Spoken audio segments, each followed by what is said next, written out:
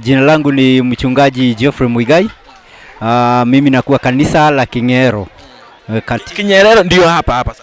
Katika eneo hili kuna makanisa kadha wa kadha, na moja ya makanisa hayo ni kanisa la King'ero.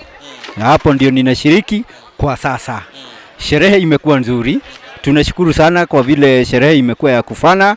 Mambo yote ambayo yalikuwa yamepangiliwa yameweza kutimia, na malengo yetu makuu ni kuhakikisha ya kwamba watu wa eneo hili la kati almaarufu watu wa Murima wameweza kuelewa kuhusu injili hii ya Kiadventista, wameweza kufikiwa na ujumbe huu kupitia kwa nyimbo zao, nyimbo za Kikikuyu. Tunashukuru sana. Sherehe yenyewe imekuwa na takriban watu 1500 hivi ambao wameshiriki, na ni kumaanisha ya kwamba wataeneza ujumbe katika mahali ambapo walitoka, ili watu waelewe ya kwamba hata katika Mlima Kenya pia tuko na kanisa hili la Kiadventista wa Adventista wa Sabato.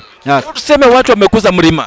Mlima umeguzwa na mlima hautelezi kwa sasa. Mlima umekuwa wa baraka. Mlima kwa sasa ni mlima wa baraka, na tunashukuru Mungu kwa sababu amejidhihirisha ya kwamba watu wake wako katika mlima pia.